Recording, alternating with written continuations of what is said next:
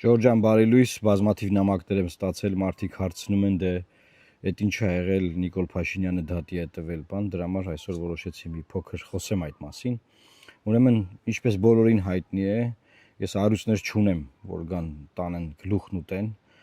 բիզնեսներով չեմ զբաղվում, որ գնան փակեն, ակտեր գրեն, չգիտեմ, հետապնդեն, երբևէ գործադիր որևէ պաշտոն չեմ զբաղեցրել, որ ասենք, չգիտեմ, մի հատ աուդիտ անեն, դեմ մի բան ման գտնեն։ Երբևէ հանրապետության նախագահ չեմ եղել, որ միլիարդներ թալանեմ, հետո ասենք կոպեկներ ապօրինի գույքով պահանջեն, եւ այն որ ասում են, գիտեք, կլասիկ քաղաքական գործին ոնց կան հետապնդեն, որը հնարավորինս անխոցելի մարդիկ են լինում, կլասիկ քաղաքական գործիչները, այսինքն, որոնք մաքուր դասական քաղաքականությամբ են զբաղվում։ Փորձել քաղաքական խոսքի համար հետապնդել, որը մեծագույն աբսուրդ է, բայց հա, օքեյ, թող փորձեն։ Հիմա նայեք, քաղաքական գործին քաղաքական խոսքի համար հետապնդելը, դատի տալը, դա եվրոպական դատարանի կայացած նախադեպային իրավունքով դա խայտարակություն է եւ յուրաքանչյուր քաղաքական գործիչ պաշտպանված է այն բանից, որ եթե ինքը մյուս քաղաքական գործին քննադատում է, ինքը չի կարող դրա համար հետապնդել, որովհետեւ քաղաքական գործիչները միմյանց քննադատում են։ Եվ ընդհանրապես միջազգային պրակտիկայում քաղաքական գործիչը քաղաքական գործին դատի չի տալիս։ Դա կանոն է, քաղաքականության կանոն է, բայց Հայաստանում քանի որ ոչ մի բանի կանոն չկա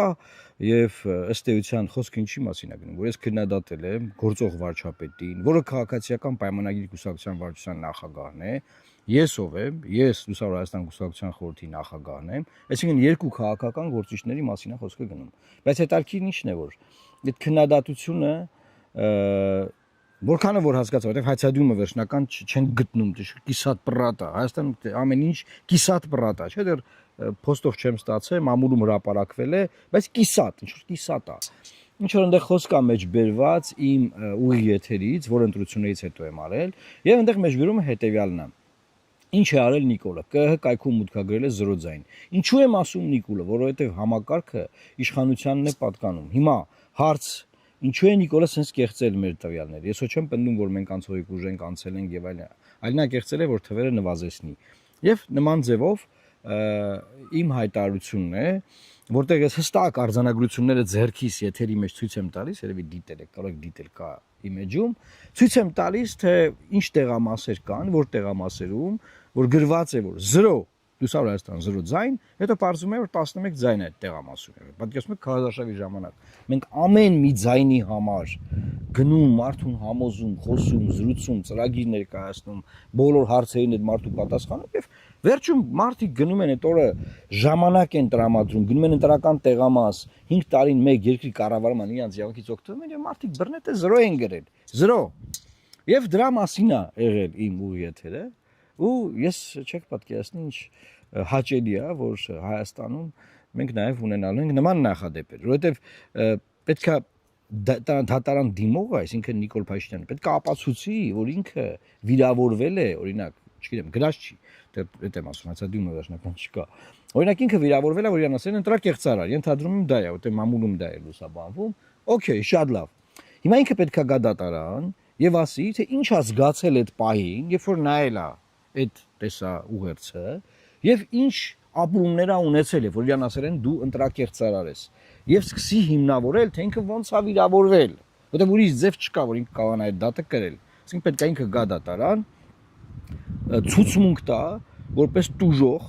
քաղաքացիական գործով լավ տես տուժող չի, բայց տուժող է, էլի, եթե վիրավորվել է, ու հիմնավորի ոնց է ինքը վիրավորվել, ինչ է զգացել այդ պայն, ինչ ապրումներ ա ունեցել, բան։ Բնականաբար ինքը մտածում է պետքա փաստաբան ուղարկի, փաստաբանը գա այդ հայցադույմը ներկայացնի, բայց չէ,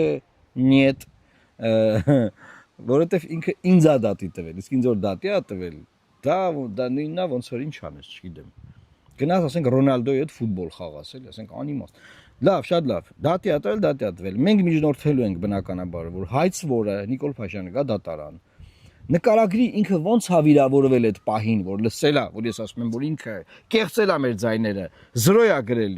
որովհետև պարզ է, այդտեղի խոսքից պարզ է, որ խոսքը գնում է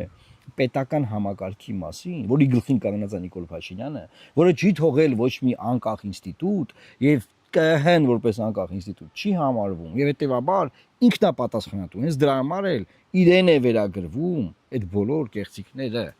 Այսինքն եթե մի քիչ բարդ է հասկանալ այդքանը շատ པարզ է, բայց մարդու դե վիրավորվել է, շատ ընտիր է։ Վիրավորվել է, դիմել է դատարան, թող գա դատարանում հիմա, քանի որ քաղաքական գործիչները իրար քննադատում են տարբեր հարցերով։ Եվ եթե դու քննադատվել ես, դու չես կարող ասել ես վիրավորվել եմ, որտեղ մարդու իրավունքների եվրոպական դատարանն ասում է որ քաղաքական գործիչները բարձրաստիճան պետական պաշտոնատար անձինք ավելի նվազ պաշտպանություն ունեն, քան սովորական հասարակ մարդիկ։ Ցանկացած հասարակ մարդ կարող է դիմել վիրավորանքի համար դատարան, որտեղ ինքը հանրային գործիչ չի, ինքը իր կյանքը չի դրել հանրության առաջ եւ չունի նման պարտավորություններ հանդուրժելու որևէ քննադատություն։ Իսկ որևէ քաղաքական գործիչ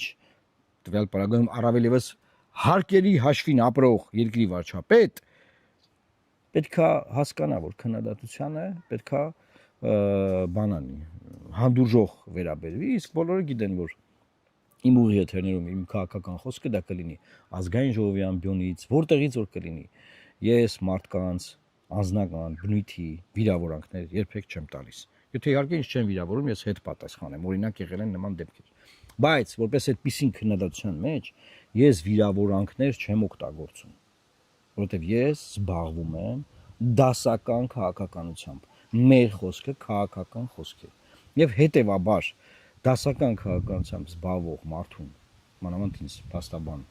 նման հարցով դատի տալը դա մի հատ ծուղակ է։ Մարդին երեմ այդ ծուղակի մեջ, չգիտեմ ով խորհուրդ տվե բան, շատ լավ։ Ուրախ ենք, որ ասում եք հանդիպենք դատարանում, բայց այս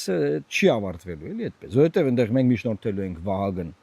Հովակիմյանին գա դատարան, միջնորդելու ենք ՍԱՀԿ անդամները գան դատարան, կարող միջնորդենք 2000 տեղամասերում հանձնաժողովի նախագահները գան դատարան, միջնորդենք 2000 տեղամասերի նախագահների տեղակալները գան դատարան, կարող միջնորդենք 2000 տեղամասերի բոլոր անդամներին հրավիրենք դատարան, այսինքն բան է էլի մի հատ սա process է,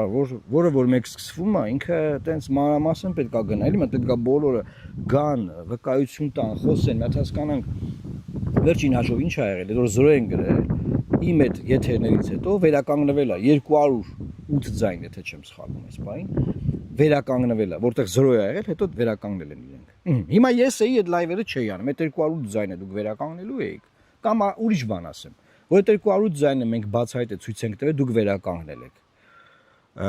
Քրեական գործ, ինչ որ մեկին պատասխանատվության ենթարկել, որևէ բան եղել է, որևէ բան արել եք, բնականաբար ոչ։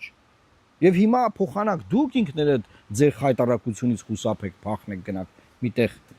մկանցակին $1000 տակ, եմ ասում, մկանցակին $1000 են տալիս։ Դուք եք դատի տալիս։ Ուրջ եք ասում։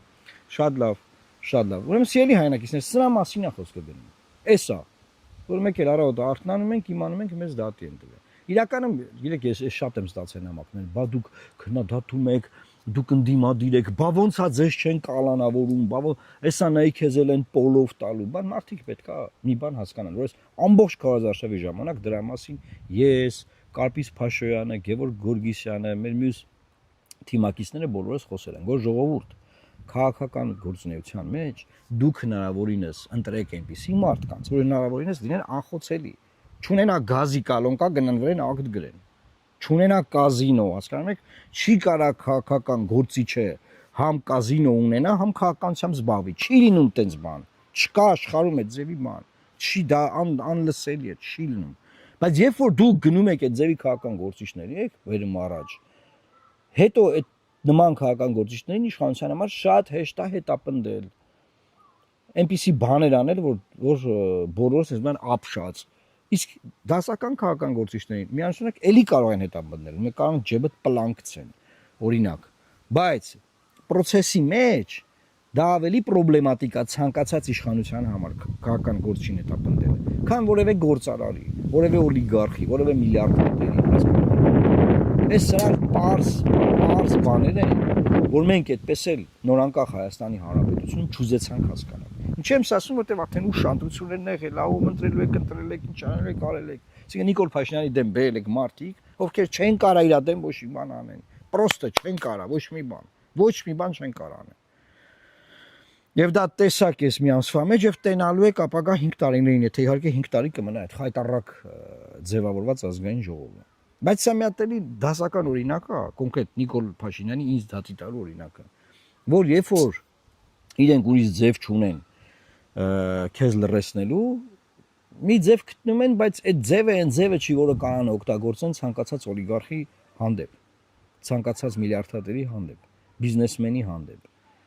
Ոստեղ նաև բնականաբար, հա, բան չասի։ Իմ բախտը նաև նրանով բերել է, որ ես որևէ գործադիր պաշտոն իմ կյանքի ընթացքում չեմ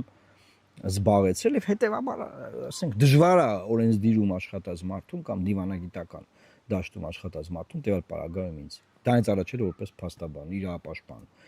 քաղաքական հետապնդման ենթարկել։ Դժվար է, ցանկացած իշխանության համար դժվար է։ Հա, ու որ շատ ուզենան, հա, եղավ, կարան ջեբդ պլան գցեն, դա միշտ կա։ Տարբեր ձևով կան քարոզչական մեթոդներով փորձեն վարկաբեկեն, ինչ ասես ասեն, ման տեսակ էս քարազարշավի ժամանակվա եղած այլանդակությունները։ Բայց սա մի դաս է, այս դատի տալու գործը, այս process-ը, դաս է բոլորի համար, որ բոլորս ֆիքսենք։ Ժողովուրդ ջան, կանգնեք քաղաքական մարդկանց կողքին, որ ձեր շահերը կարողանան պաշտպանել։ Այլապես այն գործիչները, որոնք քաղաքական գործիչ են, իրենց հրճակել, բայց քաղաքական գործիչ չեն, այդ մարդիկ չեն կարողանալու ձեր շահը պաշտպանել, որտեղ իրենք իրենց շահն էլ չեն կարողանալու պաշտպանել։ Եվ դա մենք տեսնում ենք այսօրվա ընթացքում, այս process-ի ընթացքում։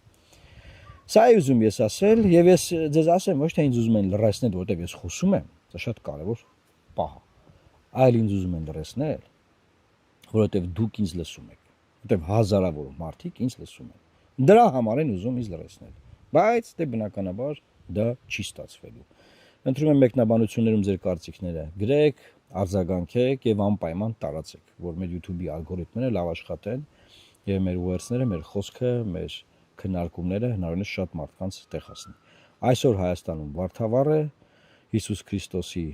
պայծառակերպության տոնն է, ինչի առիթով էլ ես շնորհավորում եմ Հայաստանի Հանրապետության քաղաքացիներին եւ հայ ժողովրդին։ Լավ մնացեք եւ Աստված պահապան Հայաստանի Հանրապետությանը։